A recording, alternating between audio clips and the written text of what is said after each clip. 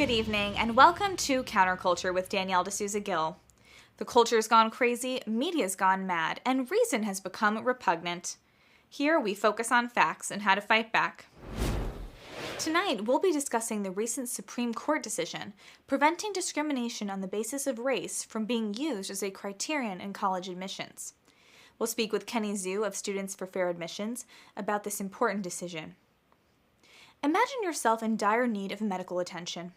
You are in a hospital with your family huddled all around, and you're worried you might be in your final moments. It all depends on the doctor now. His gifts, knowledge, his hard work, capabilities. As a matter of probability, you are guaranteed that when Dr. Random walks through that door, whoever he is or she is, chances are that this person is average as a doctor. He graduated in the middle of his class in med school, and his record reflects an average ability and an average success rate. That's what it means to be average. Average is defined by being the most populous segment of any cohort. Now, of course, hopefully your doctor will be above average, but he's just as likely to be below average. Either way, your most likely doctor will be average. Now, imagine you're in that same situation and the person who walks through your door is Indian or Asian. Well, then thank goodness because you hit the jackpot. In order to get into school, that person had to be the best of the best and work even harder to get there. But if you ended up with a black doctor, chances are that he may be below average based on affirmative action. And that's not exactly the confidence booster you need when the Grim Reaper is sitting in the corner of the room casually sharpening his knife. That's not racism, that's just the facts. Statistics are the result of decades of affirmative action admissions programs in schools, and diversity hire programs in corporations and hospitals have been detrimental. Programs which do away with pesky, racist ideas like academic achievement, dedication, and personal ability, and only look at the person's race are what's caused this problem. Programs that say it's not the content of smarts in your head that matters, it's the melanin in your skin.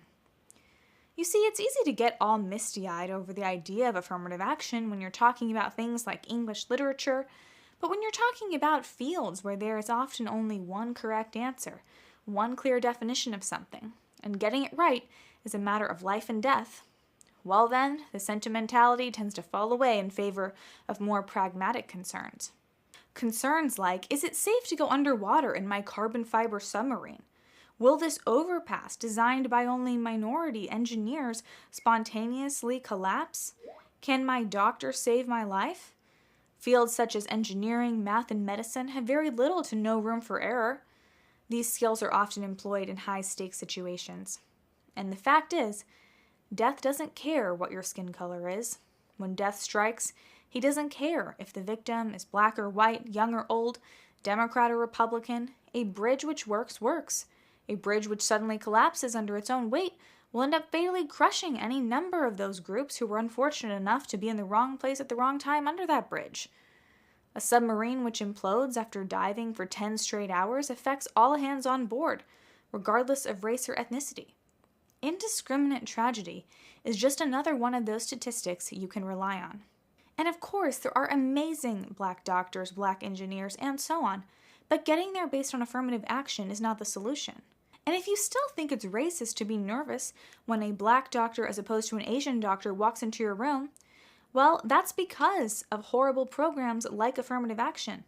If we didn't have affirmative action, then there would be no need to feel that way because there would be one standard for all of these doctors. The fact of the matter is, all patients should ideally have access to the best doctors available, regardless of the patient's skin color or the doctor's skin color. That means if you want to increase the chances that everyone, including black patients, will have the best doctor, then you need to use a system that recognizes merit and not melanin and actually says, hey, you're the best doctor, so you get to go practice. But that's the exact opposite of what affirmative action and diversity quotas are all about. So if it's true that fostering a culture of excellence bestows more benefits on more people of all races, the opposite practice of ignoring merit actually increases the chances that everyone will suffer more harm, even and perhaps especially more so for minorities. Democrats say affirmative action is all about fairness, but does that sound fair to you? Increasing misery across the board, putting people's lives at risk? Don't get me wrong, increasing everyone's misery definitely sounds like your standard Democrat program, but the promise of fairness is an outright lie. Now, because of decades of affirmative action, they've created a situation where the statistical reality itself is, in fact, racist. As opposed to the old days before affirmative action, when if a black man in a lab coat walked into your hospital room, you knew right away that the doctor was one of the best at what he did, and of course you would not question this person's skin color, because he rose against the tide, proved himself in a maybe hostile environment even, and still managed to thrive. Med school is very difficult for everyone. The sad fact of the matter is, people like that are still working in hospitals today, but thanks to affirmative action, are actually disrespected. They're actually reinforcing stereotypes instead of breaking them. And a rare example among a larger cohort of lesser doctors is one of those really great doctors that didn't rely on affirmative action.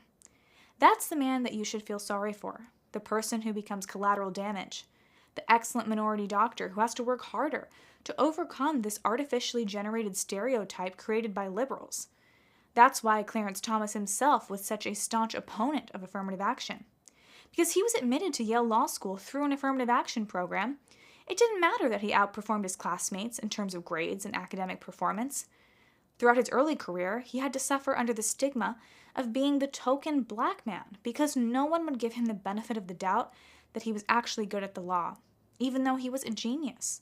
Thomas complained he could never escape the stigma while going to school at Yale.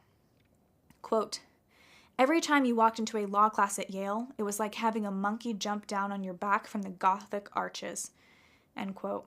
He also says, quote, "As much as it had stung to be told I'd done well in high school despite my race, it was far worse to feel that I was now at Yale because of it." End quote. How many more excellent black lawyers, doctors, and engineers are there in the world right now who feel this way, who are also suffering all the more because of affirmative action, and not in spite of it? They don't need affirmative action. It was none other than Malcolm X who said that the white Democrat system of tokenism wasn't about fairness, it was about control.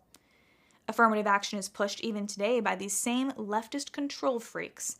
In its aftermath, the results speak for themselves. Universities and colleges have become univocally leftist in their management and philosophy. They allow for more diversity in skin color if it achieves total unity of thought. They are the perfect hive mind for the obedient worker bee, or should I say woker bee. And if you don't think hive mind mentality hasn't been a disaster for our country, you've either been sleeping through the past 3 years of safe and effective, or you're overdue for your monthly booster.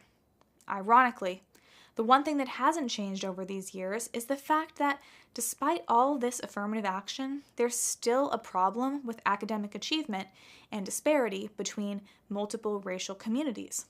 Could it be that Malcolm X was right and that affirmative action isn't the solution, but part of the problem and what exacerbates the problem? That the only way to truly foster excellence is to reward excellence and not treat degrees and accolades like dog treats for being a proper leftist with the right skin color. Affirmative action has hurt professional minorities of excellence, it's exacerbated the very stereotypes it was meant to fight, and it's left a trail of easily preventable destruction in its wake.